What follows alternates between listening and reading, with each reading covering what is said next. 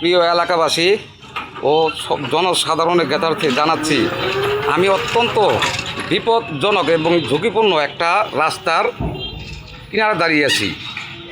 এই রাস্তাটা সাভার বংশী নদীর তীরে 3টা থানার মিলন মেলা, কি বলে ধামরাই তথা সাভার এবং সিংগাইর। দেখুন বন্ধুরা, কি এক বিপজ্জনক অবস্থার মধ্যে দাঁড়িয়ে আছি। এই যে এই ট্রান্সমিটারটা, এই দেখুন বন্ধুরা, ট্রান্সমিটারটা অত্যন্ত ঝুঁকিপূর্ণ অবস্থার মধ্যে এখনও অপবাহিত আছে। দেখতে পাচ্ছেন আপনারা।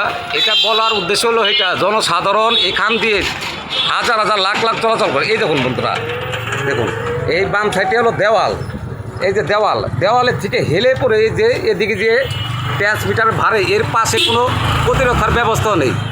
দেখুন বন্ধুরা, এই পাশেই মসজিদ দেখুন বন্ধুরা, এই যে হ্যাঁ বাইতুর রহমান জামে মসজিদ। এই মসজিদে এই এলাকাবাসী বারবার বলা সত্ত্বেও তারা কোনো প্রতিকারের ব্যবস্থা নিচ্ছে না। আচ্ছা কাকা, আপনি যে এই ট্রান্সমিটারটা দেখলেন, এটাকে আপনি কি ঝুঁকিপূর্ণ মনে করেন? আঙ্কেল একটু দাঁড়ান। আঙ্কেল, এটা কি আপনি ঝুঁকিপূর্ণ মনে করেন? কেন ঝুঁকিপূর্ণ মনে করেন বলুন তো, জোরে কও।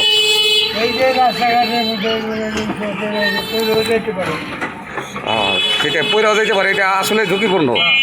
তো যাক, আমি একজন জনসাধারণ পথচারী হয়ে বলতেছি। আচ্ছা, আসসালামু আলাইকুম। আপনি এটা দেখে পাশেই মসজিদ, এখানে 3টা থানার মিলন মেলা, হাজার হাজার লোকজন যাতায়াত করে, ঝড় বৃষ্টি হলে এটা জাম্পিং করে, আমিও শুনেছি। এটাকে আপনি ঝুঁকিপূর্ণ মনে করেন ট্রান্সমিটারটা? মনে তো হয় তাই, এখান থেকে অনেক মানুষ চলাচল করে, সুতরাং এটা তো ঝুঁকিপূর্ণ। সংখ্যা চড়া ঠিক। তো যাই হোক বন্ধুরা, আমার সাথে দেখতে থাকুন। দেখুন বন্ধুরা, এই যারা রাস্তার পথচারী, এরাও কিন্তু অত্যন্ত ঝুঁকিপূর্ণ মনে করছে।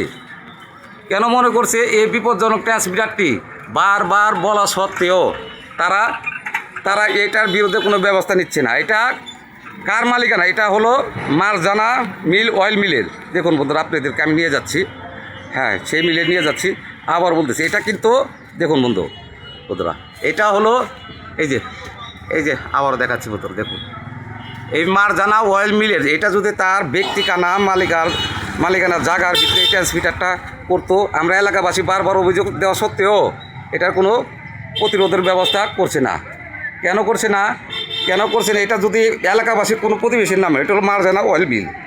এরা টাকা পয়সা ইউজ পরিমাণে কামিয়ে, বিশ্বাস যদি না হয় আপনি দেখুন, আঙুল ফুলে কলা গাছ হয়ে গেছে। এরা প্রচুর পরিমাণে শস্যের বিরুদ্ধে সারা রাত এরা জালিয়াতের মাধ্যমে ভেজাল তৈরি করে আঙুল ফুলে কলা গাছ হয়ে গেছে।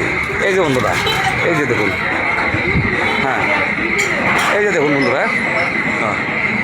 দেখুন আমি এলাকাবাসীর জ্ঞাতার্থে বলছি যে এখান থেকে সোজা চলে গেল সাভার বংশী নদীর ব্রিজ। দেখুন বন্ধুরা, আচ্ছা আমি সেই দোকানে যাচ্ছি, এদের নামে আছে, এই দেখুন বন্ধুরা। আচ্ছা, এই আপনার এই ট্রান্সমিটারটা সরান না কেন বারবার বলা সত্ত্বেও?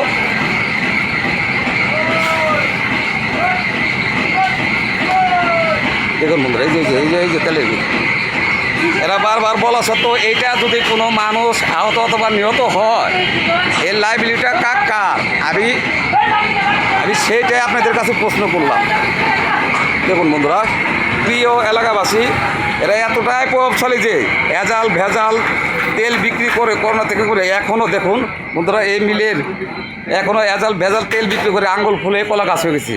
এটা এলাকাবাসীর জ্ঞাতার্থে আবার বলছে, আমি আবার সেই মিটারের কাছে দাবিত হচ্ছি। প্লিজ বন্ধুরা, এবং জনসাধারণের সচেতনতার জন্য, এবং ঢাকা 3 পল্লী বিদ্যুৎ, বিশেষ করে সাভার উপজেলা, এদের আমি বিশেষ করে জিএম ও ডিজিএমের দৃষ্টি আকর্ষণ করতেছি, অতি তাড়াতাড়ি এটার দ্রুত ব্যবস্থা নিন। না হলে এখান থেকে, বিশেষ করে আমিও দেখেছি, এখান থেকে যদি সামান্য কোনো ঝড় বাতাস হয়, দেখুন বন্ধুরা, বারবার জাঙ্কিং করে। এই লাইবিলিটিটা, এই দায়টা কে নিবে? আমি এলাকাবাসীর কাছে প্রশ্ন করে গেলাম। আর এরা যে এতটা প্রভাবশালী, ভেজাল তেল করে আঙুল ফুলে কলা গাছে বারবার বলা সত্ত্বেও এই মারজান অয়েল মিলের বিরুদ্ধে ব্যবস্থা গ্রহণের জন্য আমি ঢাকা পল্লী বিদ্যুতের সহযোগিতা কামনা করছি। প্লিজ বন্ধুরা, ধন্যবাদ। এবং এর থেকে জনসাধারণের প্রতিকার পাওয়ার জন্য আমার এই ভিডিওটি যারাই দেখছেন, সবাই লাইক শেয়ার করে এই ভিডিওটির সফলতা বাস্তবায়ন করার চেষ্টা করবেন। ধন্যবাদ বন্ধুরা, আসসালামু আলাইকুম।